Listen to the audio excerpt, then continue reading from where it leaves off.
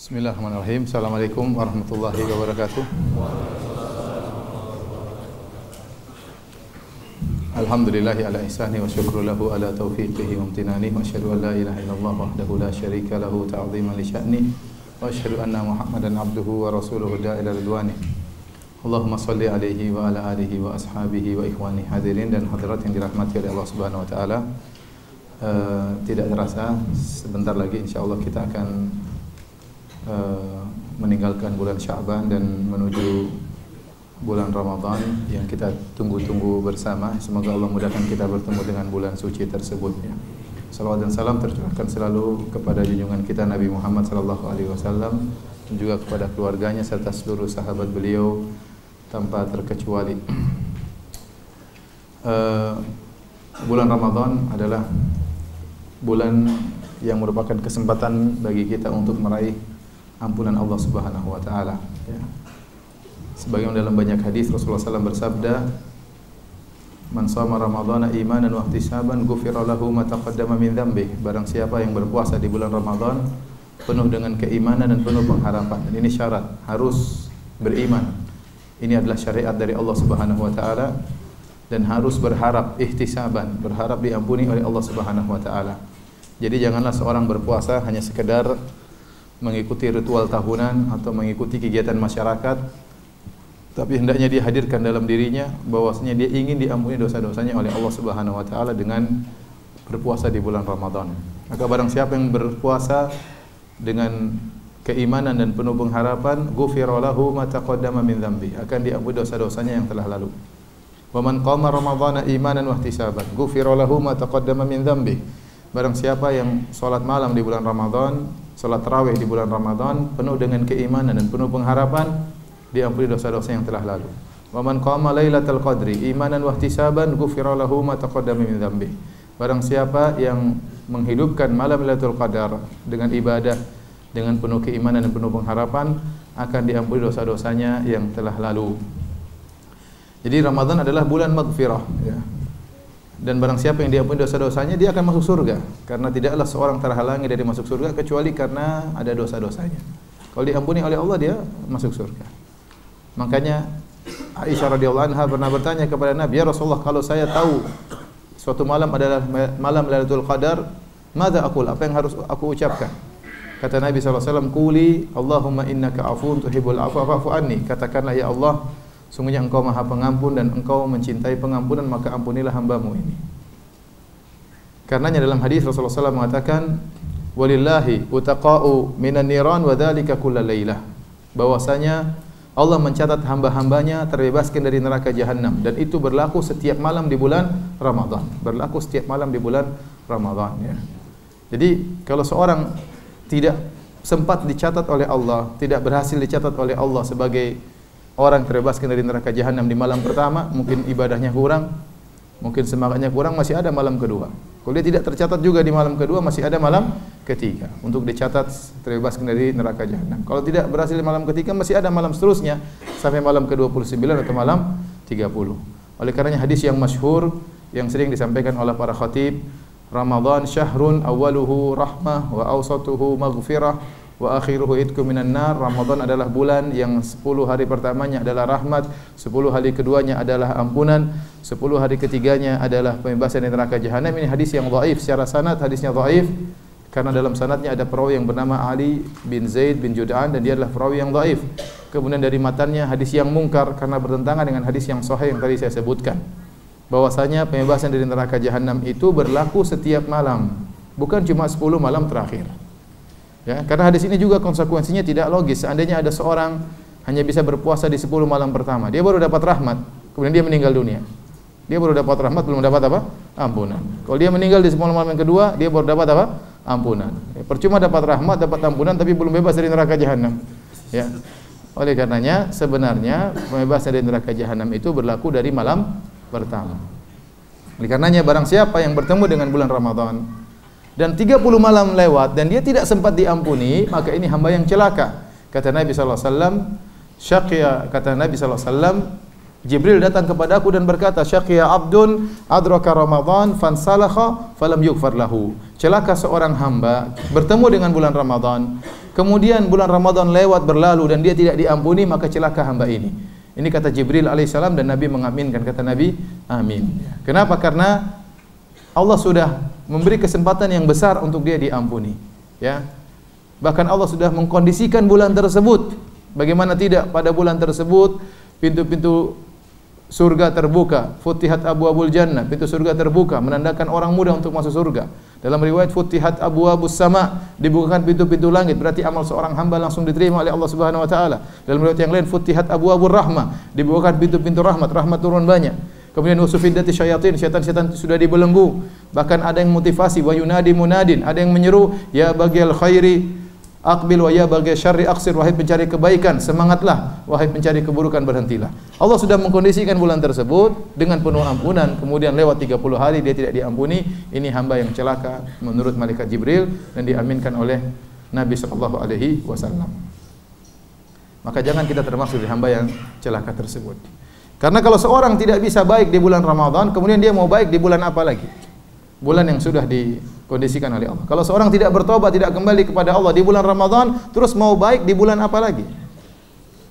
Sama seperti kata seorang penyair, ya. Idza lam tatib bi thayyibatin fiha thayyibun biha tabatid dunya inda thayyibin biha tabatid dunya fa aina tatibu, ya. Ya, idza lam tatib bi thayyibatin fiha thayyibun, ya, inda thayyibin biha tabatid dunya fa aina tatibu.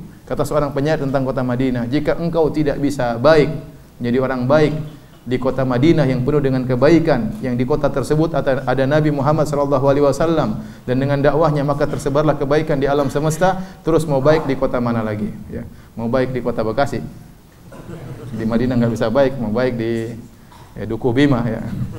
Mau baik di mana lagi? Sama, kita katakan kalau tidak bisa baik di bulan Ramadan, terus mau baik di bulan apa? Baik di bulan apa? Allah sudah mengkondisikan demikian. Maka seorang yang bertemu dengan bulan Ramadan, berarti Allah telah berikan dia kesempatan yang luar biasa. Kemudian Ramadan lewat dan dia tidak diampuni, ini hamba yang celaka. Oleh karena hadirin hadirat yang dirahmati oleh Allah Subhanahu wa taala, pada malam hari ini insyaallah kita akan sama-sama belajar tentang fikih Ramadan agar kita bisa menghadapi bulan Ramadan dengan sebaik-baiknya. Tentu berbeda antara orang yang mempersiapkan diri dengan orang yang tidak mempersiapkan diri. Tentu berbeda antara orang yang belajar hukum-hukum fikih tentang Ramadan dengan yang tidak belajar. Baik, yang pertama kita bahas tentunya ketika membahas tentang bulan Ramadan, kapan satu Ramadan? Kapan satu Ramadan? Hadirin dan hadirat yang dirahmati oleh Allah Subhanahu wa taala, kapankah satu Ramadan? Ternyata kaum muslimin berselisih pendapat tentang metode menentukan satu Ramadan. Demikian juga berselisihlah saudara-saudara kita di tanah air tentang menentukan kapan satu Ramadan. Secara umum, metode menentukan satu Ramadan ada dua. Pertama namanya ru'yatul hilal. Artinya terlihatnya apa? Hilal. Kalau tidak terlihat maka dengan menggenapkan bulan Sya'ban 30 hari. Yang metode kedua namanya hisab. Dengan menggunakan ilmu namanya ilmu hisab al-falaki, menggunakan peredaran matahari dan rembulan dan macam-macamnya, ya. Ternyata hisab juga ada dua model. Ada namanya hisab urfi. Dan ini hisab kuno, cara lama. Ya, kemudian namanya hisab modern atau disebut dengan hisab hakiki. Dan ini lebih canggih karena hisabnya dengan menggunakan ilmu matematika yang canggih dengan sinus, kosinus dan macam-macamnya, ya. Hisab hakiki ini juga ternyata ada sekitar 5 model, ya. Ada namanya metode al-ijtima' qabla al-fajr.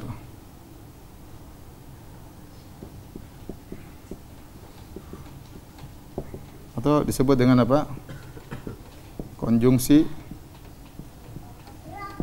sebelum fajar.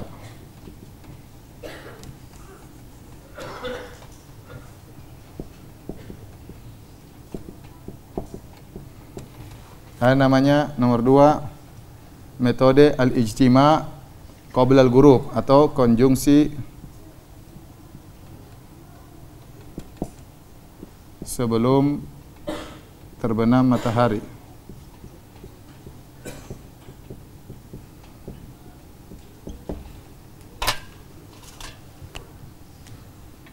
Ada namanya ketiga, yaitu terbenamnya hilal sebelum terbenam matahari.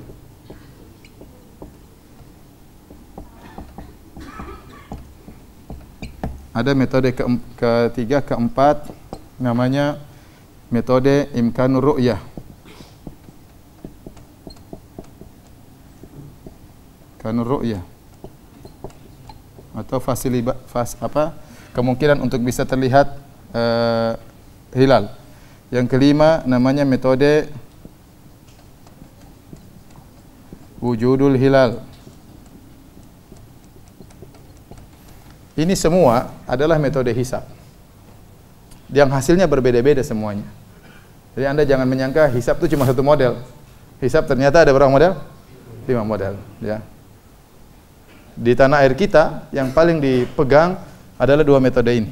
Metode imkanur ru'yah sama metode wujudul hilal, ya. Metode imkanur ru'yah sama metode wujudul hilal. Jadi kita akan fokus pada 3 metode. Metode ini yang satu, kemudian yang ini.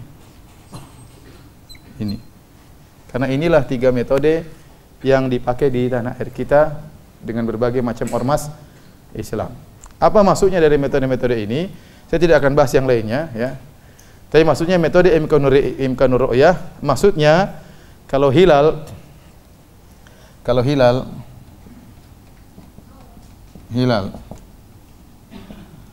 lebih daripada 2 derajat di atas ufuk, maka mungkin untuk dilihat,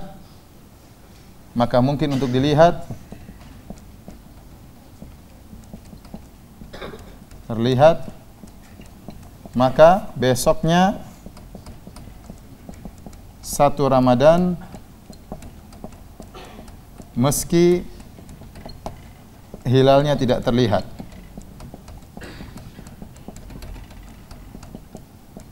Jadi mereka mengatakan, kalau saya sudah hitung hisab pada tanggal 29 Sya'ban, ya, sekarang tanggal 25, 4 hari lagi. Sekarang hari apa ini? Hari Minggu, ya. Oh, benar.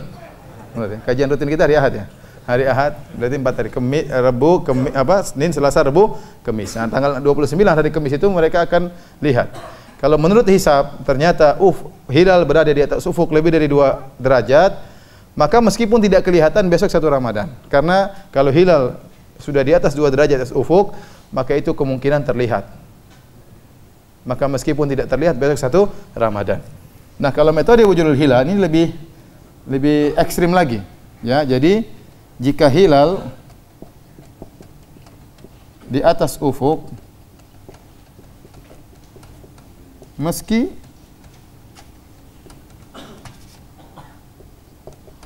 meski 0,1 derajat, maka besoknya Ramadan. Ini secara sederhana, tentu mereka punya syarat juga. Syaratnya sudah terjadi konjungsi sebelumnya. Konjungsi itu bulan dan matahari satu garis, ya. Pertemuan, ijtima', pertemuan bulan dan matahari yang menunjukkan timbulnya bulan yang baru. Taib, ini sederhananya saya akan gambarkan sebagai contoh, ya. Ini papannya kurang besar. Sudah antum foto cepat, saya mau hapus. Sudah? Belum, ya? Di sini aja lah, cukup ini gambar nih, ya. Sekarang ini contohnya antum pergi ke pantai pada tanggal hari Kamis nanti 29 apa? Sya'ban untuk lihat hilal. Hilal itu terlihat setelah matahari apa? Terbenam. Ini ufuk. Ya. Matahari tenggelam di sini. Benar ini matahari, ya? Anggap aja matahari. Ini cahaya. Ini apanya nih? Cahaya matahari. cahaya matahari. Saya tidak pandai melukis ya. Taib. Kalau kita ikut metode wujudul hilal, maksudnya hilal sudah ada. Menurut hisab hilal sudah ada meskipun tidak terlihat. Begitu matahari tenggelam, ada hilal di atas ufuk 1 derajat. Sangat tipis. Jarak antara hilal dengan ufuk 1 derajat. Paham? 1 derajat itu sama dengan 4 menit. Karena satu putaran 360 derajat sama dengan 24 jam. Kalau 1 derajat sama dengan 4 menit. Jadi hilalnya sangat tipis dan dia hanya bertahan di cakrawala cuma 4 menit, setelah itu dia tenggelam. Hilal juga tenggelam sama seperti matahari. Tenggelamnya ke arah barat. Paham? Matahari sudah tenggelam, hilal masih ada dengan tinggi 1 derajat dan dia hanya bertahan berapa menit? 4 menit. Setelah itu tenggelam. Secara kasat mata tidak mungkin hilal 1 derajat terlihat. Bahkan 1,5 derajat juga tidak terlihat. Kenapa? Hilalnya sangat tipis dan dia masih tertutup dengan cahaya matahari yang tersisa. Jadi nggak mungkin kelihatan. Paham? Tetapi kalau secara hisab, oh sudah ada. Besok 1 Ramadan, mana adanya? Ya, kita sudah hitung menurut hisab. Hilal sudah di atas ufuk. Kelihatan nggak? Nggak mungkin kelihatan. Tapi sudah ada menurut apa? Hitungan. Sehingga mereka mengatakan besok 1 Ramadan. Dibantah oleh metode imkanur ru'yah. Imkanur ru'yah mengatakan tidak mungkin terlihat.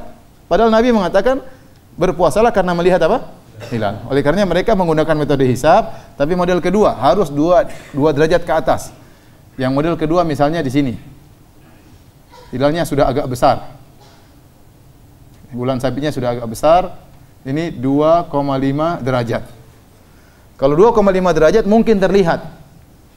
Berarti dia akan bertahan di cakrawala setelah matahari terbenam berapa? 10 menit, ya. 2 derajat, 2,5 10 menit. Ya. Coba lihat, orang-orang pada lihat. Berarti bisa dilihat nih, dilihat. Ternyata tidak kelihatan. Menurut metode imkanur ru'yah tetap besok 1 Ramadan. Kenapa? Karena hilal sudah mungkin terlihat meskipun tidak terlihat. Aha. Metode yang ketiga, metode ini ru'yatul hilal. Mau hilal misalnya 4 derajat, sudah besar hilalnya, lebih besar. 4 derajat. 4 derajat berarti berapa menit? 16 menit. Jadi kemungkinan untuk lihat sangat lama. Dia lebih besar, mudah dilihat. Kan dia semakin kecil, kalau dia agak tua lebih besar lagi. 16 menit di cakrawala dan dia lebih besar sehingga mudah untuk terlihat. Tetapi kalau tidak terlihat pun tidak boleh besok 1 Ramadan. Karena menurut metode ru'yatul hilal, terlihatnya hilal, kalau hilal tidak kelihatan, kalau tidak maka apa? Maka sempurnakan Sya'ban 30 hari. Paham? Sekarang antum sudah paham kenapa sebab terjadi apa? Perbedaan. Ini 3 ormas yang melaksanakannya. 1, 2, 3. Yang ini ada negara lain yang mengerjakan. Jadi hisab itu ternyata bermacam-macam. Nah, dari 3 metode ini, mana yang lebih sesuai dengan sunnah Nabi SAW? Kita katakan yang lebih sesuai dengan sunnah Nabi SAW adalah dengan ru'yatul hilal. Jadi terlihatnya hilal, bukan adanya hilal. Karena Nabi mengatakan sumu li ru'yatihi, berpuasalah karena melihat apa? Hilal. Wa aftiru li ru'yatihi, dan lebaranlah karena melihat hilal. Fa in gumma alaikum, kalau tertutup, fa akmilu iddata Sya'ban 30. Maka sempurnakan bulan Sya'ban berapa hari? 30 hari. Ini yang benar. Ya. Kemudian juga itu hadis Ibnu Umar, hadis Abu Hurairah, hadis Ibnu Abbas, ya. Kemudian dalam hadis Ibnu Abbas lebih jelas lagi, dalam riwayat Nasa'i, riwayat Abu Dawud dan riwayat Imam Ahmad. Kata Nabi SAW, wa in hala bainakum wa bainahu sahab. Kata Nabi, wa in hala bainakum wa bainahu sahabun. Kata Nabi, kalau terhalang, ini halat ini terhalang, kalau terhalang antara kalian dan antara hilal. Kalau terhalang antara kalian tanda hilal, ada awan yang menghalangi, berarti hilalnya ada atau tidak? Ada. Kata Nabi, kalaupun ada tapi terhalang, maka tetap sempurnakan Sya'ban apa? 30 hari. Fa akmilul iddah wa la tastaqbilul syahra istiqbalan. Kata Nabi, dan jangan kalian sambut bulan Ramadan karena belum terlihat. Dan inilah yang dipraktikkan oleh para salafus saleh. Tidak ada yang menggunakan metode hisab. Kurun mufaddalah 3 generasi tidak ada yang menggunakan metode hisab, kecuali diriwayatkan oleh Mutarrif bin Abdullah, itu pun dikatakan oleh Ibnu Abdul Bar tidak sah, tidak valid dari beliau. Jadi 3 generasi sahabat, tabi'in dan tabi'ut tabi'in tidak ada yang menggunakan metode apa? Hisab.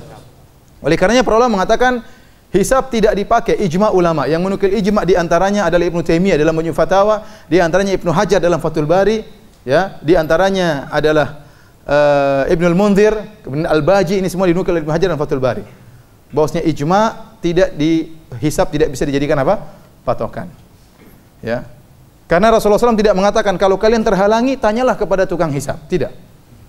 Tapi Nabi suruh menyempurnakan bulan 30 hari bulan Sya'ban. Kemudian di zaman Nabi juga ada orang yang ahli hisab, tapi Nabi tidak gunakan mereka.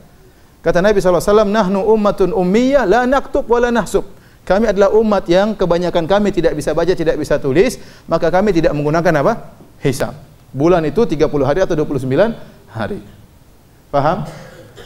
Kemudian juga, ya, di antara bantahan, kalau kita gunakan hisab, hisab yang mana? Ini semua ahli hisab ini 5 orang. 5 apa? 5 metode. Terus metode yang mana? Padahal hasilnya bisa berbeda. Yang benar, kita ikut sunnah Nabi SAW, yaitu dengan melihat hilal. Kalau tidak terlihat, maka dengan menyempurnakan Sya'ban berapa hari? 30 hari. Inilah yang digunakan metode oleh pemerintah, dan inilah metode yang digunakan oleh 4 mazhab, dan inilah metode yang digunakan oleh para salafus saleh. Paham? Para salafus saleh, ya. Jadi, ikhwani fillah wa akhwati fiddin, hadirin hadirat, kita tidak usah ribut sama yang lainnya. Pokoknya kita sepakat, kita sama-sama berpuasa pada tanggal 1 Ramadan.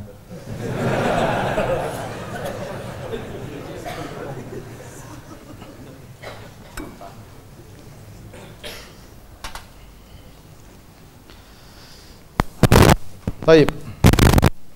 Hadirin dan hadirat yang dirahmati oleh Allah Subhanahu wa taala. Masih difoto.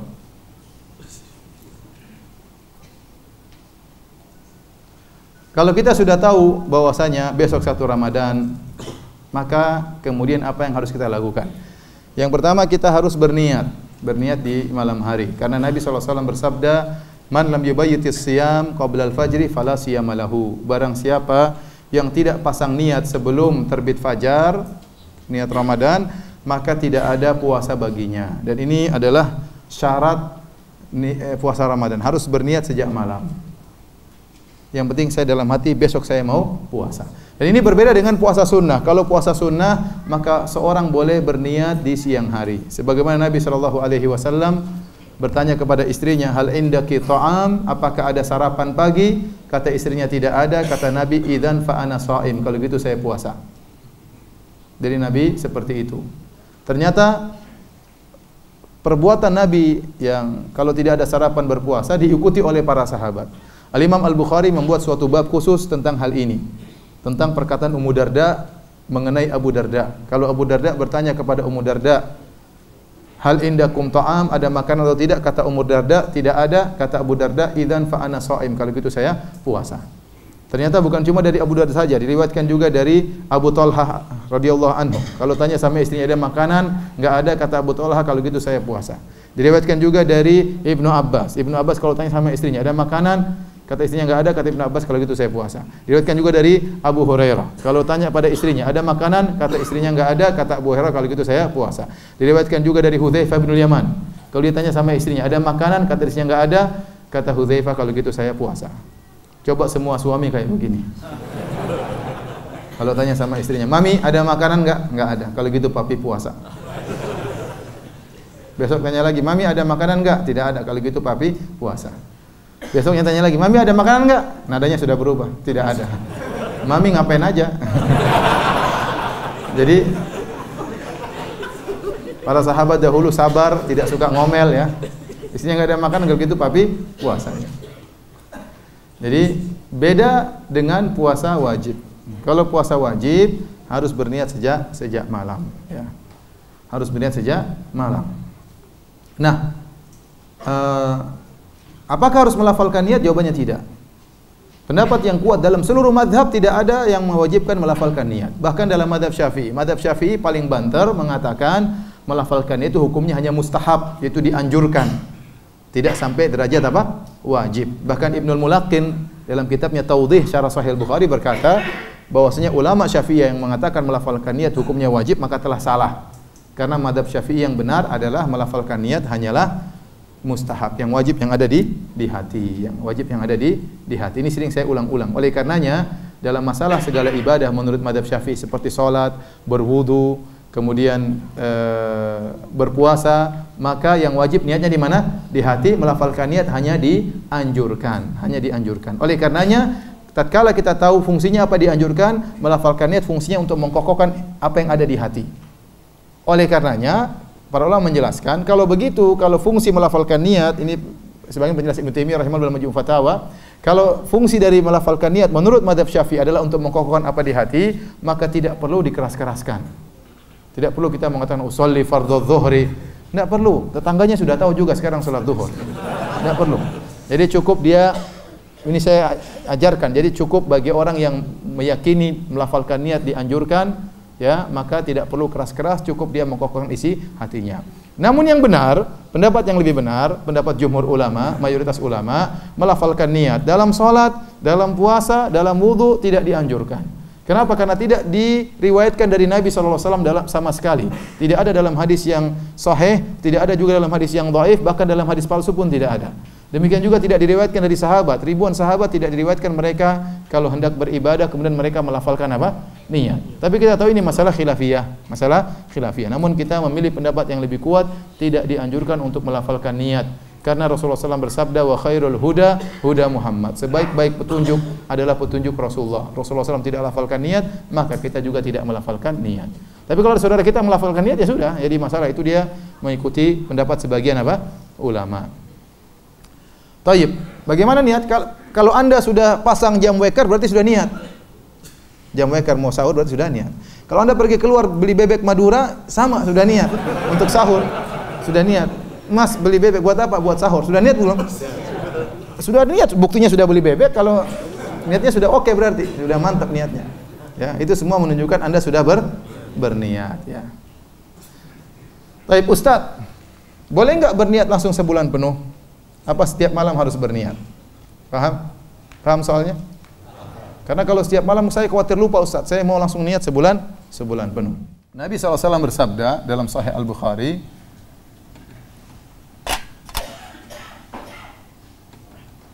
syahrani la yanqusan.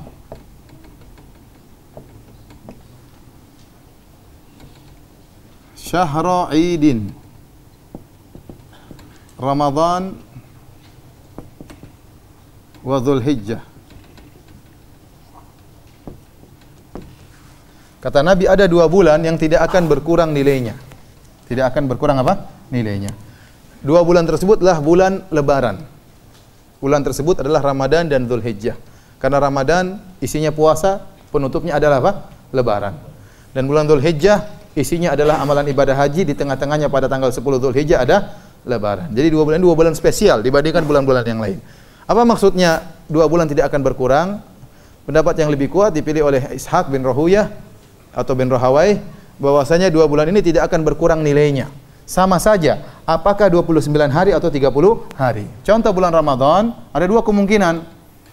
Mungkinan 29 hari, kemungkinan juga berapa hari? 30 hari.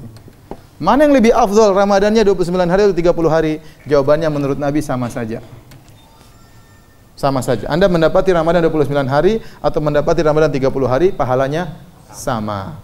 Bahkan dalam riwayat Ibnu Mas'ud dalam Sunan Abi Dawud, bahwasanya kebanyakan puasa Nabi 29 hari. Nabi berpuasa seringnya berapa hari? 29 hari daripada 30 hari, ya. Oleh karenanya, tatkala dikatakan 29 hari sama 30 hari, kata Ibnu Hajar ini dalil bahwasanya Allah melihat bulan Ramadan sebagai satu paket.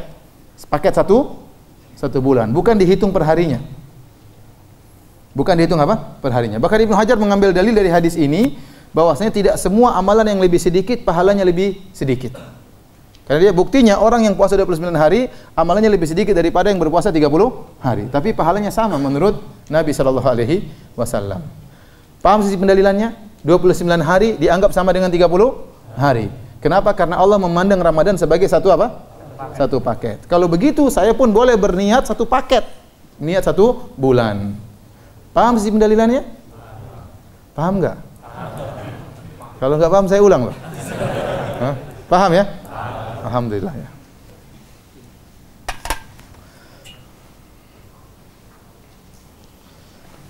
Baik. Setelah kita berniat untuk berpuasa di bulan Ramadan, ya.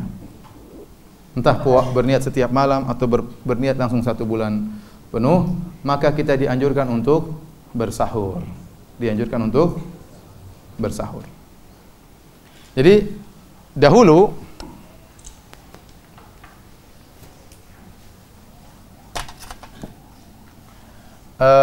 Ramadan ya.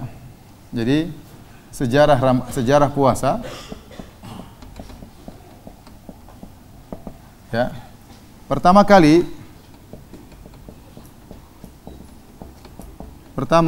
Nabi datang ke Madinah, Nabi sallallahu alaihi wasallam datang ke Madinah.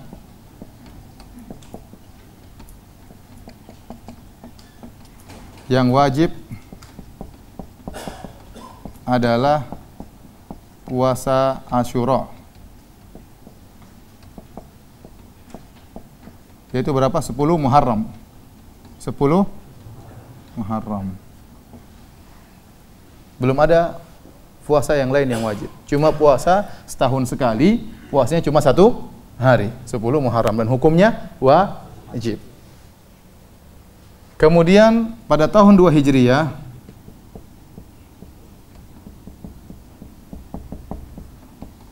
turunlah firman Allah, ya ayyuhalladzina amanu kutiba alaikumusiyam kama kutiba alal ladzina min qablikum. Wahai orang beriman, diwajibkan atas kalian berpuasa sebagaimana diwajibkan atas umat sebelum kalian. Al-Baqarah berapa itu? 186 kah?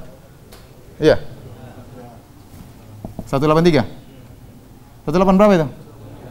Hah? 183.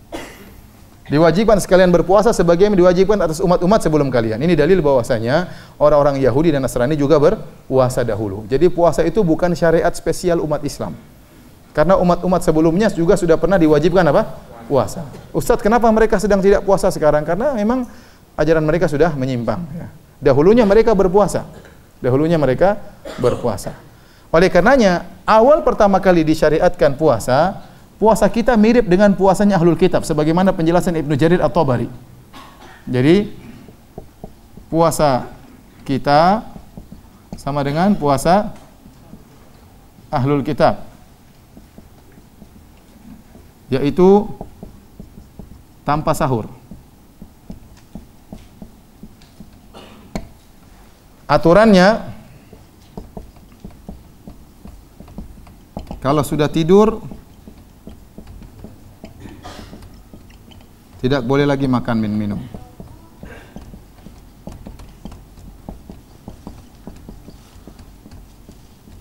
Dan minum apalagi jima, tidak boleh. Ini aturannya berat. Jadi kalau ada orang tidur jam 9 malam, kemudian terjaga jam 10 kehausan, nggak boleh lagi minum. Karena dia sudah apa? Sudah tidur. Tidak ada sahur, makan terakhir sebelum tidur. Ya, kalau tidur jam 11 itulah telah makan terakhir, nggak boleh lebih dari, boleh tidur ya sudah, meskipun tidur sebentar. Akhirnya terjadilah suatu kejadian, sahabat namanya Qais bin Sirma Al-Ansari radhiyallahu anhu, dalam Sahih Al-Bukhari. Qais bin Sirma Al-Ansari bekerja di siang hari. Ini dalil bahwasanya orang yang berpuasa juga bekerja mencari nafkah buat istrinya. Dia bekerja di siang hari waktu berpuasa. Kemudian waktu berbuka dia pun pulang ke rumahnya. Tanya sama istrinya, ada makanan untuk berbuka? Kata istrinya tidak ada. Kata istrinya, tunggu saya carikan. Saya akan carikan makan buat engkau. Subhanallah, dia pun tidak omel-omel. Kamu nih gimana? Saya sudah capek setengah mati, enggak ada buka puasa. Sabar dia. Istrinya pergi. Istrinya pergi cari makanan, waktu balik bawa makanan, ternyata faghalabatu ainahu. Dia ngantuk, ketiduran. Aturannya kalau sudah tidur enggak boleh apa? Makan. Repot. Qais bin Sirma akhirnya tidur. Kata istrinya, khaibatan lak, rugi engkau wahai suamiku. Enggak bisa makan lagi.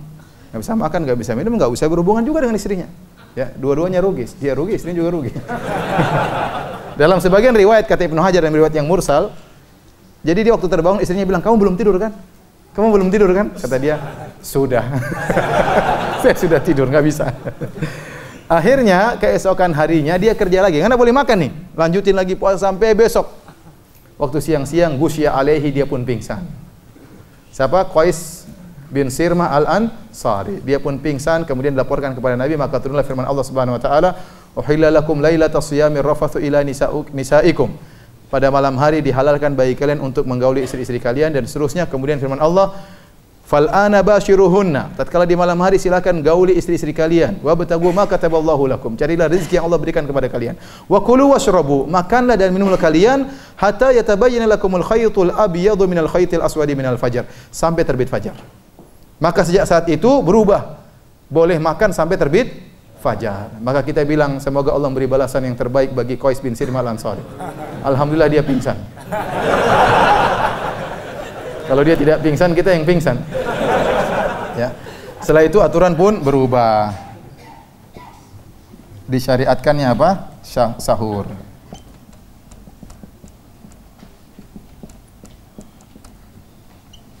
Paham?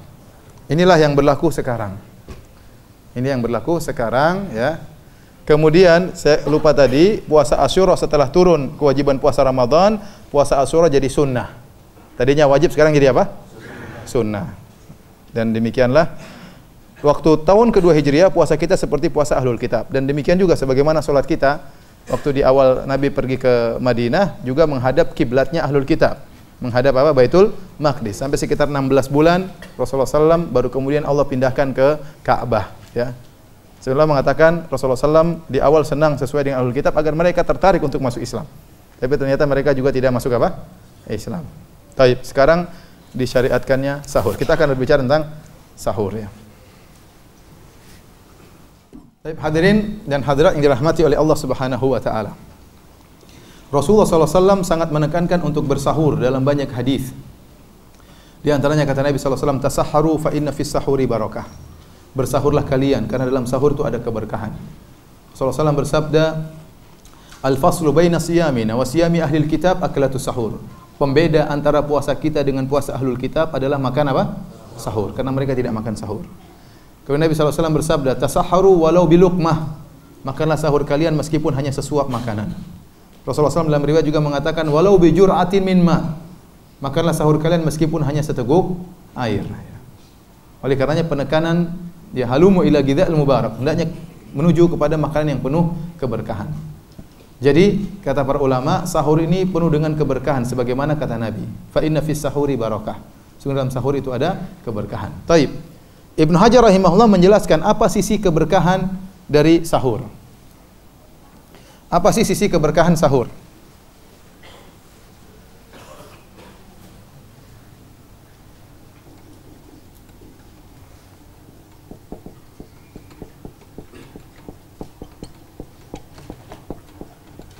Untuk bisa lihat dalam Fathul Bari. Yang pertama, orang yang bersahur mendapati waktu berkah.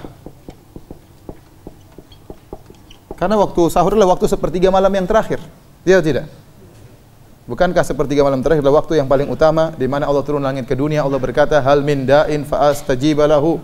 Apakah ada yang berdoa akan aku kabulkan doanya? "Hal min mustaghfirin fa aghfiralah." Apakah ada hambaku yang mohon ampunan, aku akan kabulkan, akan aku ampuni dosa-dosanya. "Hal min sa'ilin fa utiya su'lah." Apakah ada hambaku yang mohon akan aku kabulkan permohonannya. Makanya Allah memuji orang-orang yang beristighfar di waktu sahur. Wabil ashari hum yastaghfirun. Orang-orang di waktu sahur mereka beristighfar. Allah dalam ayat yang lain kata Allah, "Wal mustaghfirina bil ashar." Dan orang-orang beristighfar di waktu sahur. Jadi itu waktu yang penuh keberkahan. Sahur dalam bahasa Arab, sahar, ya, artinya apa? Akhirul lail atau kubail al-fajr. As-sahur artinya waktu ujung malam atau sebelum fajar, itu namanya sahur. Oleh karenanya kalau ada orang yang makan jam 1 malam, itu bukan makan sahur. Itu namanya makan malam. Makan apa? Malam. Karena bukan waktu sahur. Waktu sahur menjelang apa? menjelang subuh, 1 jam sebelumnya kayak setengah jam sebelumnya kayak, itu namanya sahur. Kalau jam 1, jam 2 bukan makan sahur, makan malam. Karena menghadapi bahaya laten, bahaya lapar tengah malam. Ya, jadi di antara keberkahan mendapati waktu yang berkah orang bersahur. Keberkahan yang kedua, menjalankan sunnah Nabi. Karena orang yang bersahur, dia menjalankan sunnah Nabi SAW. Nabi bersahur. Yang ketiga, menyelisihi ahlul kitab. Tadi sudah kita jelaskan, kata Nabi, pembeda antara puasa kita dengan puasa ahlul kitab adalah makan apa? Sahur. Kemudian yang keempat, makan makanan berkah, barokah. Sahur itu isinya berkah semua. Jadi permasalahannya bukan masalah kuat-kuatan. Ada yang mengatakan, Ustaz, saya tidak perlu sahur, saya kuat. Bukan masalah kuat-kuatan.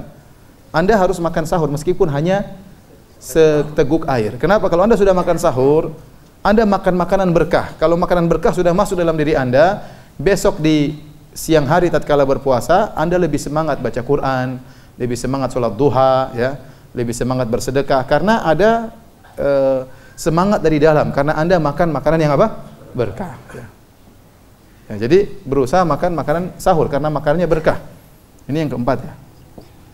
Yang kelima, kata Ibnu Hajar, menjauhkan dari akhlak buruk.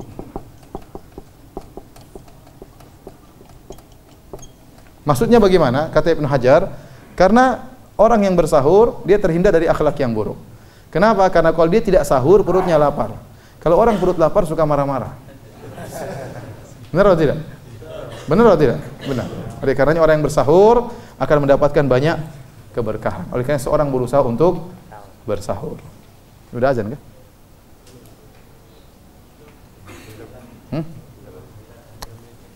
Berapa? 3 menit lagi. Sekarang pembahasannya, ya. Kapan sahur? Kapan sunnahnya sahur? Dalam satu hadis yang diriwayatkan oleh Al-Imam Al-Bukhari dari Anas bin Malik dari Zaid bin Thabit radhiyallahu ta'ala anhuma, kata Zaid bin Thabit radhiyallahu anhuma, tasahharna ma'an Nabi sallallahu alaihi wasallam, thumma qama ila shalah. Kami pernah makan sahur bersama Nabi, kemudian Nabi pun pergi salat. Qultu, kata Anas bin Malik, kam kana baina as-sahur wal adhan? Berapa jarak antara sahur dan azan? Sebenarnya mengatakan azan yang dimaksud adalah iqamat. Karena iqamat juga disebut dengan azan. Ya. Adzanain maksudnya 2 azan, azan dan apa? Iqamat. Pertanyaannya berapa jarak antara sahur dan azan dan iqamat? Kata Zaid bin Thabit, qadru 50 ayah, seukuran baca 50 ayat. Perhatikan hadis ini. Ada beberapa faedah yang bisa kita ambil dari hadis ini. Yang pertama para hadirin, kata Zaid, tasaharna ma'an Nabi, kami makan sahur bersama Nabi. Ini dalil bahwasanya disyariatkan juga makan sahur bareng. Jadi yang disyariatkan bukan cuma buka puasa bareng, bukan cuma ada bukber, ada sarber juga. Ya, sahur bersama. Jadi kalau kita diundang sama saudara kita, teman kita, ayo kita makan sahur bersama, datang. Sebagaimana Zaid bin Thabit datang menemani Nabi untuk makan apa? Sahur. Tapi kalau kita nggak diundang, jangan ketuk pintu rumah orang. Baik. Yang kedua, bagaimana para salaf dahulu mengukur waktu dengan ibadat. Ya. Waktu ditanya berapa ukurannya, dia bilang seukuran membaca 50 ayat. Karena sebagian orang mengukur waktu dengan dunia, seperti orang Arab dulu mengatakan seukuran menyembelih seekor onta, seukuran menyembelih seekor kambing. Ada ukurannya, mereka tahu kira-kira sekian. Kalau pelaku maksiat mengatakan seukuran minum 2 cangkir arak, tukang mabuk itu berarti. Ya. Para sahabat karena mereka suka baca Quran, mereka menjadikan bacaan Quran sebagai ukuran apa? Waktu. Bismillahirrahmanirrahim. Alhamdulillah, salatu wassalamu ala Rasulillah wa ala alihi wa sahbihi wa mawalah. Hadirin dan hadirat yang dirahmati oleh Allah Subhanahu wa taala. Kita masih berbicara seputar hukum-hukum yang berkaitan dengan masalah sahur. Tadi telah kita sebutkan bahwasanya kata Zaid bin Thabit, ukuran jarak antara Nabi bersahur sampai azan atau pendapat sebagian ulama sampai qomat yaitu qadru 50 ayat, ukuran membaca 50 ayat. Ya kalau kita baca 50 ayat mungkin sekitar setengah jam ya. Setengah jam ini dalil bahwasanya Nabi SAW sahurnya menjelang azan. Sahurnya menjelang adzan. Inilah sunnah, mengakhirkan sahur. La yazalun nas bi khair ma ajjalul fitr wa akharus sahur. Senantiasa manusia dalam kebaikan selama mereka menyegerakan berbuka dan mengakhirkan sahur. Jadi kita berusaha untuk menjalankan sunnah Nabi, yaitu sahurnya menjelang adzan subuh. Sampai kapan kita boleh sahur, ya?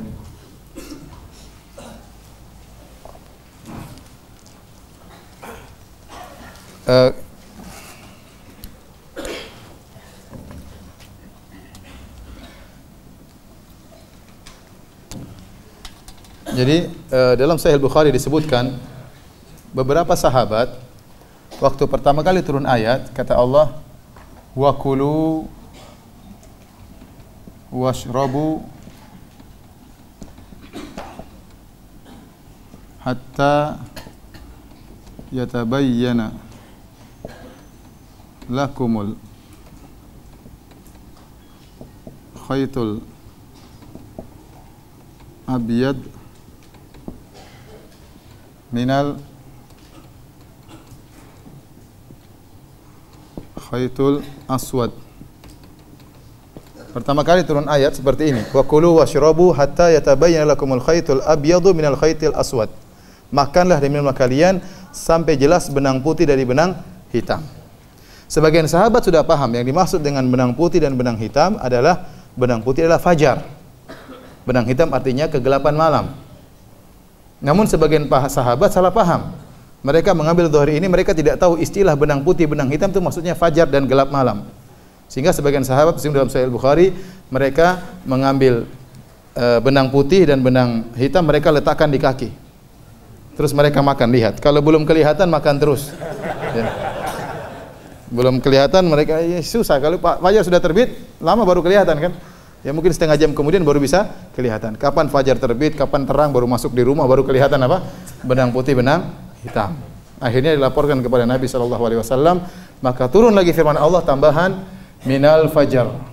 Minal fajar. Maksudnya benang putih itu adalah dari fajar, ya. Demikian juga Al-Imam Al-Bukhari menyebutkan kisah sahabat Adi bin Hatim. Adi bin Hatim radhiyallahu anhu dahulunya Nasrani, kemudian masuk Islam. Dia masuk Islam belakangan dan dia sudah baca ayat secara sempurna. Makan dan minumlah kalian sampai jelas benang putih dari benang hitam dari fajar. Min di sini maksudnya jenis benang putih adalah dari apa? Fajar. Jadi artinya apa? Benang putih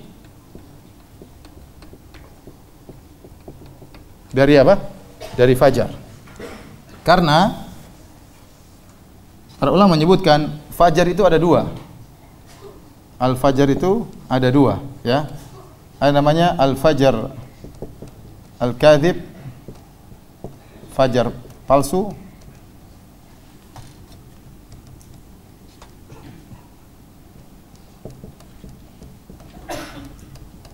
Yang namanya al-fajar shadiq. Itu namanya fajar asli. Jadi kelihatannya gimana? Kata para ulama, lihat kalau fajar palsu, misalnya ini ufuk di arah timur, kita lihat ke arah timur, fajar palsu itu larinya ke atas dia. Ciri-cirinya pertama vertikal, yang kedua segera hilang. Tapi keluar seperti cahaya, cuma dia cahayanya vertikal.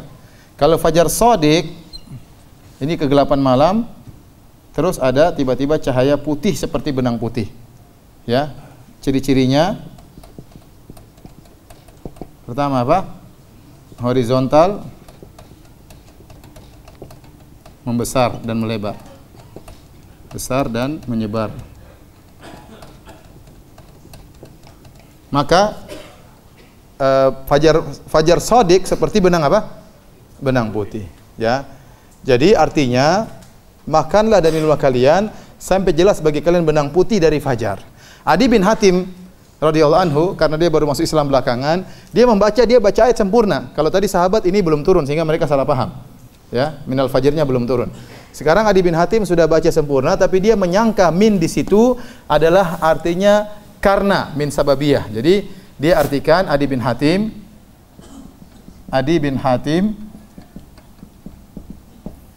mengartikan memahami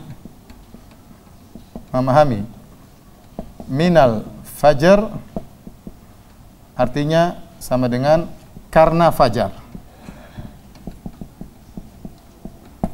Kesimpulannya sama lagi seperti awal. Jadi dia makan dan minum, dia letakkan ikol hitam sama ikol putih. Ikol itu alat untuk mengikat onta. Jadi onta kalau lagi duduk diikat dengan tali supaya kakinya nggak bisa apa? Kebuka ya. Dia letakkan ikol putih, ikol hitam, dia tunggu sampai kelihatan karena fajar. Jadi yang dilihat lagi bukan fajar lagi, yang dilihat apa? Ikolnya lah. Sama benang putih, benang hitam. Sampai kelihatan benang putih karena ada cahaya apa? Fajar. Salah lagi akhirnya, sama lagi seperti yang awal. Akhirnya laporan kepada Nabi, Nabi juga menyalahkan beliau. Tapi kata para ulama, seluruh sahabat yang keliru ini tidak disuruh Nabi untuk mengulangi puasa mereka. Karena mereka salah tidak sengaja. Paham? Karena mereka salah tidak sengaja. Taib. Antum sudah paham? Jadi maksudnya makan dan minum sampai terbit apa? Fajar. Terbit fajar maksudnya apa? Azan subuh. Ini. Oleh karenanya Nabi SAW bersabda, Inna Bilalan yu'adzinu bilail. Sungguhnya Bilal itu mengumandangkan azan pertama masih malam. Fakulu washrabu hatta yu'adzina Ibnu Ummi Maktum. Makanlah dan minumlah kalian terus sampai Ibnu Ummi Maktum mengumandangkan apa? Azan. Ya. Jadi hatta di sini wallahu alam bisawab, hatta yatabayyan ini menunjukkan sampai jelas. Jadi seorang boleh makan dan minum sampai dengar azan baru dia berhenti. Ini dalil bahwasanya kalau pertama azan orang masih boleh minum. Karena kata Nabi makan dan minumlah kalian sampai dengar apa? Azan. Berarti tatkala azan terdengar masih ada bisa jadi masih ada di mulut. Berarti azan pas azan boleh seorang apa masih boleh minum, ya. Tapi kalau bisa berhenti sebelumnya tentu lebih baik ya, lebih baik ya. Jadi sampai bersamaan fajar.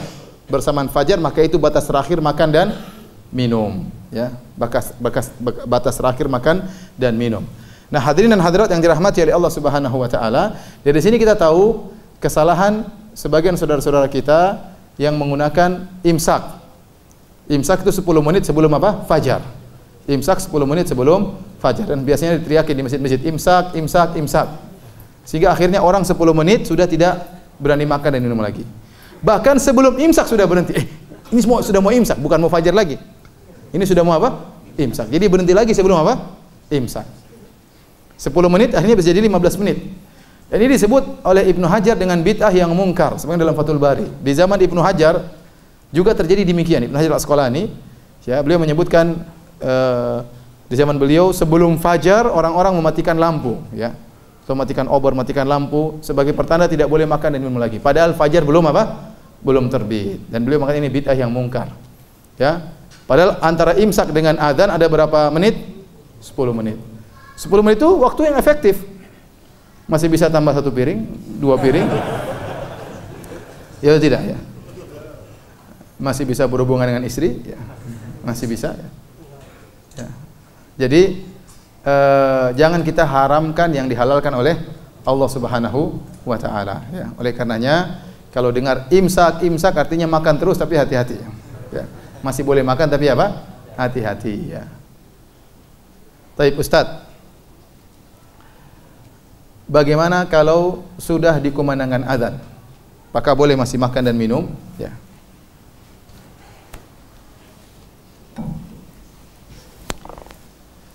Jadi perhatikan, Allah memberi limitnya yaitu sampai terdengar apa? Azan. Zahirnya sampai di situ artinya bersamaan dengan azan, ya. Jadi kalau Anda mendengar azan maka berhentikan. Kalau bisa berhenti sebelum azan lebih hati-hati. Namun seandainya tatkala Anda sedang makan tiba-tiba azan maka berhenti minum selesai, jangan dilanjutkan. Ya, karena zahir ayat mengatakan sampai terbit fajar. Nah, boleh makan. Zahir hadis juga mengatakan makanlah kalian sampai kalian mendengar azannya Ibnu Ummi Maktum, yaitu azan kedua salat subuh. Ya. Oleh karenanya hadis-hadis ini dan juga ayat menjelaskan limit terakhir azan subuh. Maka setelah azan subuh enggak boleh seorang nekat makan lagi. Barang siapa nekat makan lagi maka puasanya tidak sah. Ini pendapat jumhur ulama. Puasanya tidak sah, puasanya batal karena dia sudah lewat batas. Ya. Adapun hadis idza sami'a ahadukum nida wal ina'u fi yadihi fala yadha'u hatta yaqdi hajatuh. Jika salah seorang dari kalian mendengar azan sementara gelas masih di tangannya, maka jangan dia lepaskan sampai dia menyelesaikan hajatnya. Hadis ini didhaifkan oleh banyak ulama, ya. Sanadnya bermasalah, ada yang mengatakan mauquf, ya. Intinya bukan marfu. Demikian juga bertentangan dengan zahir dari ayat dan zahir dari hadis. Kalaupun hadis ini sahih atau hadis ini hasan, maka hanya rukhsah. Artinya begitu dengar azan kita cukup menyelesaikan sahur kita dengan minum, kemudian selesai. Adapun berlanjut-lanjut maka tidak boleh. Tidak boleh. Karena ada sebagian orang menggampangkan masalah ini. Sudah dikumandangkan azan, dia masih makan terus. Istrinya sudah tegur, "Papi, sudah azan, Papi." "Oh, tenang, Papi tahu hadisnya, santai aja." Itu telur tolong digoreng, ya. Itu kerupuk tolong turunkan. Ini sudah tidak boleh. Papi sudah azan loh, Papi. Tenang, Papi sudah ngerti. Maka tidak boleh. Ini batal puasa. Allah sudah kasih batasan, ente lewat aja, ya, nggak boleh. Ya minimal ente minum selesai. Adapun makan santai aja dengan tenang seakan-akan belum azan, ini salah karena Rasulullah SAW sudah kasih batasan, tidak boleh kita langgar, ya. Bahkan ada kejadian yang saya pernah dengar dari kerabat saya, ya. Jadi suatu saat dia pergi ke pondok, ya. Di pondok mengadakan acara sholat malam bersama. Setelah itu makan sahur bersama. Tiba waktunya azan subuh. Kemudian salah seorang murid bilang sama ustadznya, "Ustadz, saya mau azan subuh." Kata ustadznya, sebentar, saya masih makan, sebentar." Jadi yang ngatur azan bukan fajar, tapi perutnya ustadz. Kalau ini ustadz sesat dan menyesatkan. Tegur, harus ditegur, ustadz nggak boleh gitu ustadz. Kata Allah sampai terbit fajar, bukan sampai ustadz kenyang. Jangan salah praktik. Jadi kalau sudah dikumandangkan azan kita berhenti. Kalau enggak kita minum kemudian kita apa? Selesai. Tidak boleh dilanjutkan. Taib. Hadirin hadirat yang dirahmati Allah Subhanahu wa taala, ya. Ayat yang turun mengenai makan dan minum sampai terbit fajar bergandengan dengan masalah berhubungan. Kata Allah Subhanahu wa taala, "Fal ana bashiruhunna wabtagu ma kataballahu lakum wa kulu washrabu hatta yatabayyana lakumul khaytul abyadu minal khaytil aswadi minal fajar." Kata Allah, sekarang di malam hari silakan makan, berhubunganlah kalian dengan istri-istri kalian, makan dan minumlah kalian sampai terbit fajar. Jadi bergandengan, berhubungan, makan dan minum sampai terbit fajar. Maka sebagaimana boleh makan dan minum sampai 1 detik sebelum adzan subuh, kata para ulama demikian juga boleh berhubungan sampai dengar fajar. Kata para ulama, jika seorang lelaki sedang berhubungan dengan istrinya, kemudian lagi sedang berhubungan tiba-tiba Allahu Akbar, maka harus selesai. Harus selesai. Kalau dia lanjutkan maka puasanya batal. Paham? Kalau dia lanjutkan maka puasanya batal, ya. Karena sudah melampaui batas, ya. Itu batas maksimal. Kalau sudah azan maka harus berhenti. Taib.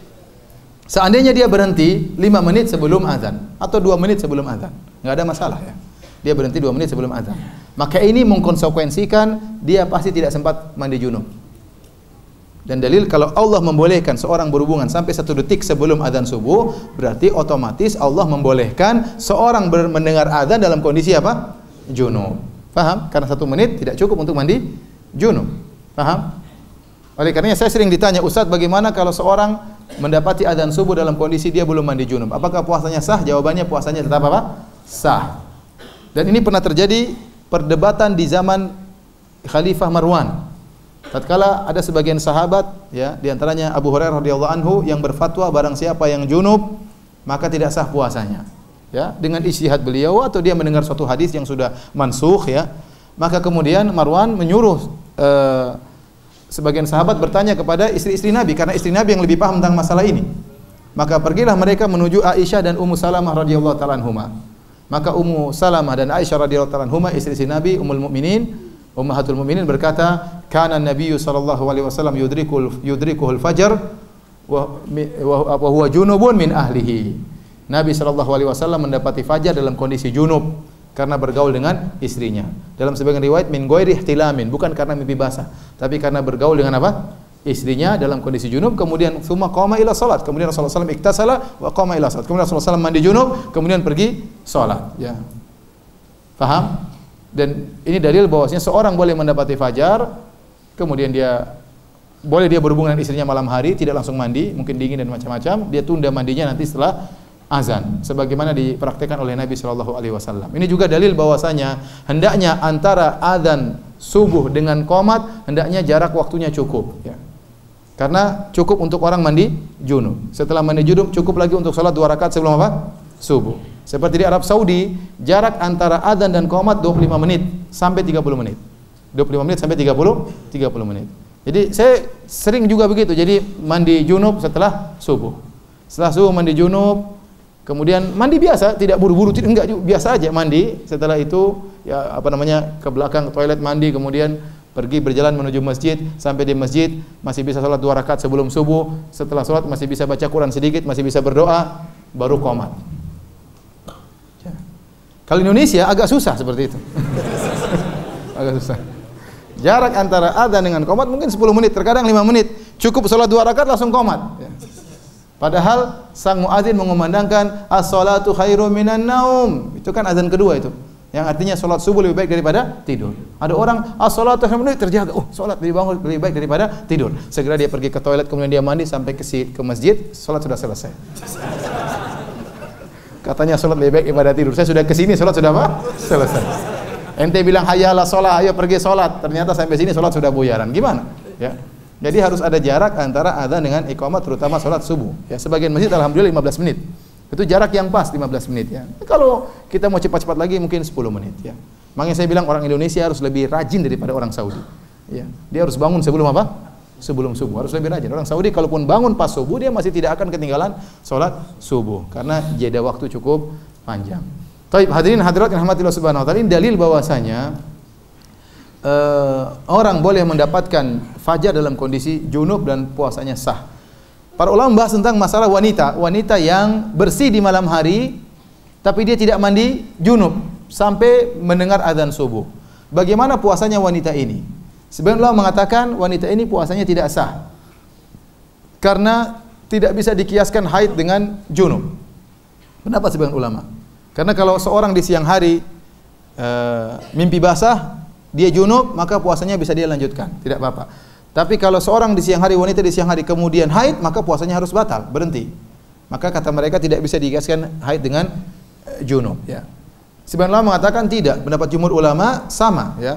Wanita haid juga kalau tidak sempat mandi haid, kemudian mendengar azan, maka dia boleh puasa dan puasanya sah karena tidak ada dalil yang menunjukkan puasanya tidak sah. Wallahu ta'ala alam bisawab. Lebih hati-hati bagi wanita kalau sudah bersih di malam hari, hendaknya dia mandi sebelum subuh. Hendaknya dia mandi sebelum subuh. Baik, hadirin dan hadirat yang dirahmati Allah Subhanahu wa taala, sampai di sini saja kajian kita. Insyaallah kita lanjutkan pada kesempatan yang lain tentang fikih Ramadan. Kalau ada yang bertanya saya persilakan.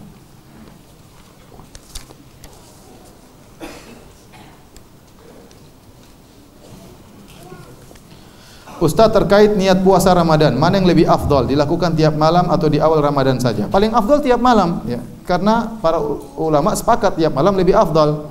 Kalau dikatakan di awal malam masih ada yang mengatakan tidak boleh, masih khilaf. Tapi kalau tiap malam maka sepakat para ulama lebih afdal, ya. Terus saya ingatkan, barang siapa yang niat puasa langsung sebulan penuh, seandainya dia batal di tengah jalan karena uzur, misalnya dia batal pada hari ke-10, maka pada malam 11 dia niatkan lagi untuk menyelesaikan sisa puasanya.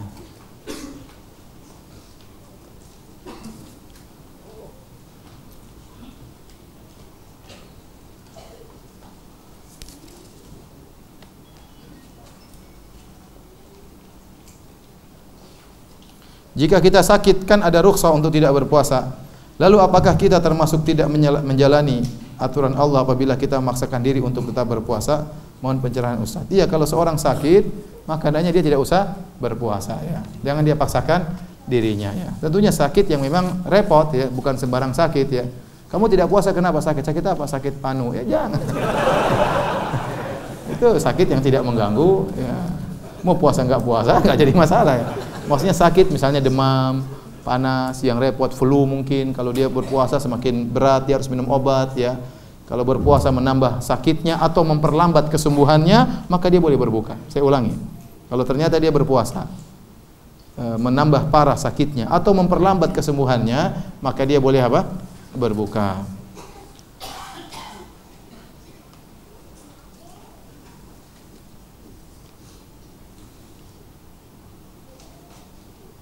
Di bulan Ramadan Muslim dianjurkan membaca Al-Quran. Jika saya baca kitab ulama, apa termasuk dalam anjuran tersebut? Tidak, seorang berusaha membaca Al-Quran, ya. Dan itu kebiasaan para salaf, mereka fokus untuk baca Al-Quran. Dan itu adalah sunnah Nabi SAW. Nabi sallallahu alaihi wasallam ketika bulan Ramadan, Jibril datang alaihissalam, kemudian Nabi sallallahu alaihi wasallam ya'ridul Qur'an ala Jibril. Rasulullah sallallahu muraja' Al-Qur'an kepada Jibril. Ya, Jibril mengecek ya bacaan Nabi sallallahu alaihi wasallam karena Al-Qur'an bukan karangan Nabi, tapi dari Allah Subhanahu wa taala. Jadi kita berusaha untuk banyak membaca Al-Qur'an. Kalau bisa baca sekaligus baca artinya lebih baik karena tujuan baca Al-Qur'an adalah untuk memahami maknanya.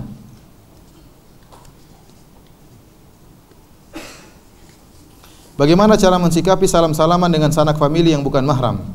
Karena khawatir dianggap tidak sopan. Ya, tetap kita jelaskan ya bahwasanya yang bukan mahram tidak boleh salam-salaman. Ya, antum pakai baju yang bagus ya. Kemudian waktu ada yang salami antum begini mundur gini. Kenapa kamu? Pokoknya antum menghindar. Nanti kalau dia lari gini, kalau dia terjang ya sudah. Tapi antum berusaha menghindar. Kalau dia terjang ya sudah, qadarullah mau diapain. Tapi maksudnya antum berusaha apa? Menghindar. Kenapa? Ya, maaf saya sudah wudu. Misalnya kita nggak mahram, jelasin aja nggak apa-apa. Saya baru belajar, ternyata katanya nggak boleh kalau nggak mahram. Sambil dicanda-candain ya. Jangan juga innalhamdulillah. Jangan. Santai, jelaskan sambil apa? Sambil santai. Nggak apa. Orang ngerti insya Allah. Ya ngerti. Aduh saya baru belajar, ternyata kata Ustaz nggak boleh nih. Berdosa ini, nggak boleh. Oh nggak boleh, iya benar nggak. Dialog nggak apa. Ya jangan dibuat tegang, dibuat santai.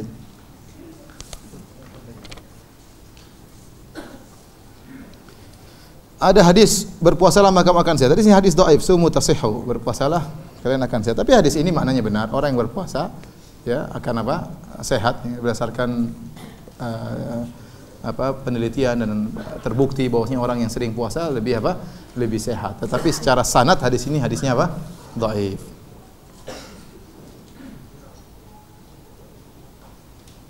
Ana punya penyakit asma. Apakah puasa ana batal jika memakai alat hisap apabila lagi sakit? Tidak. Puasa tidak batal gara-gara menggunakan apa? Ventolin ya. Ventolin ya. Insyaallah nanti kalau ada waktu kita bahas secara detail masalah itu, pembatal puasa. Ustaz, apakah menelan dahak membatalkan puasa? Tidak membatalkan puasa. Bagaimana maksudnya orang yang sedang batuk ya, menahan apa? Ingus turun dari atas masuk ke dalam atau dahak ditelan tidak membatalkan puasa. Kecuali air liurnya udah keluar sini tarik lagi.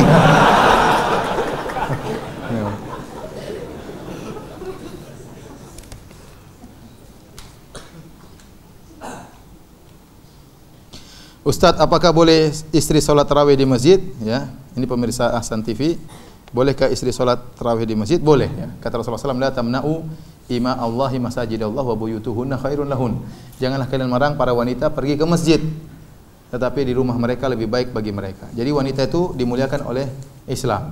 Wanita kalau sholat di masjid, ya, sudah dapat 27 derajat. Adapun laki-laki kalau mau dapat 27 derajat harus sholat di masjid. Wanita di rumah sudah cukup. Ya.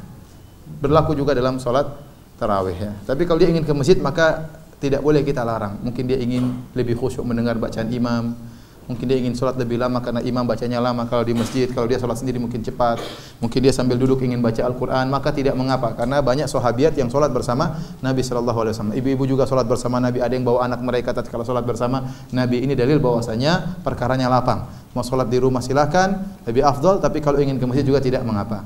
Hanya saja para ulama mempersyaratkan wanita yang ke masjid tidak boleh berhias, tidak boleh pakai minyak wangi. Ya, ingat dia akan berhadapan dengan Allah Subhanahu wa taala. Bahkan sebagian ulama mengatakan dalam buku-buku kitab fikih Syafi'iyah, wanita yang masyhur dengan kecantikannya, terkenal cantik tidak boleh ke masjid. Kenapa? Karena menggoda yang lain. Ya, kalau pas-pasan tidak apa-apa ke masjid. Kalau terkenal cantik, orang tahu Ummu Fulana cantik, wah, bisa menggoda banyak orang, maka jangan ke masjid. Kalaupun dia harus ke masjid, hendaknya dia pakai cadar ya, karena wajahnya sangat cantik, takut menggoda banyak orang ya.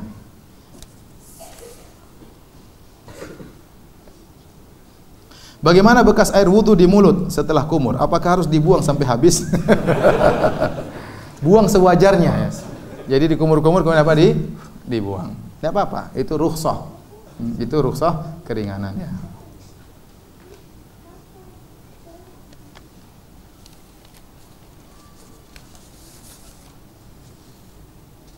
Jadi saya nggak apa, saya bahas ya, khawatir nanti tidak sempat lagi ya. Nggak tahu minggu depan masih ada pengajian. Ya, Masih ada pengajian? Tarawih. Materinya masih Ramadan apa bukan? Hah? Materinya masih Ramadan? Masih Ramadan, ya sudah, karena masih banyak pembahasan Ramadan belum selesai. Ya sudah, nanti ya, berkaitan masalah batal puasa kita bahas insyaallah pekan depan ya, habis salat tarawih.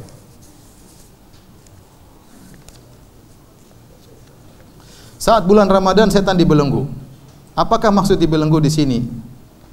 Setan tidak bisa menggoda manusia. Mengapa masih ada muslim yang tidak berpuasa? Ya, wassalamualaikum. Jawabannya, para ulama menafsirkan wasufiddati syayatin, setan dibelenggu. Ada yang menafsirkan maksudnya yang dibelenggu hanyalah al-maradah. Al-maradah artinya gembong-gembong setan. Adapun yang kroco-kroco dibiarkan berkeliaran. Ya. Jadi kalau ada orang masih bermaksiat di bulan Ramadan, berarti imannya lemah. Kenapa? Digoda sama kroco sudah KO. Ada yang mengatakan semua setan dibelenggu, baik yang gembong maupun yang kroco.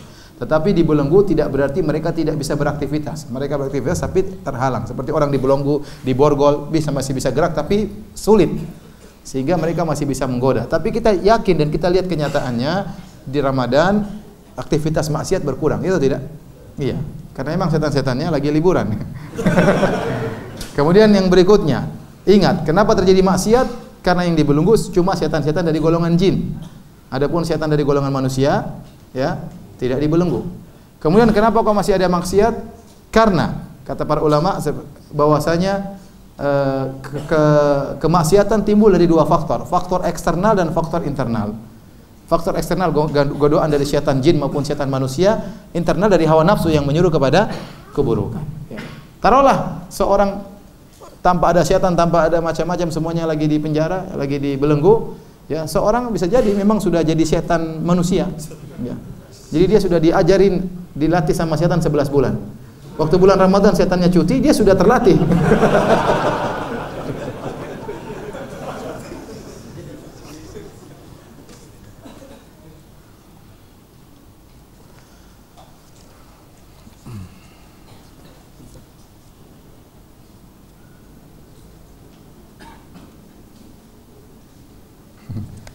Banyak pertanyaan-pertanyaan yang susah ya, saya tidak bisa jawab. Insyaallah masalah fidyah, masalah pembatal puasa kita tunda pekan depan. Mohon ditanyakan lagi pekan depan. Demikian saja kajian kita para hadirin hadirat yang dirahmati Allah Subhanahu wa taala. Kurang lebihnya saya mohon maaf. Kita mengkafaratul majelis. Subhanallahi bihamdik, asyhadu an la ilaha illa anta, astaghfiruka wa atubu ilaik. Assalamualaikum warahmatullahi wabarakatuh.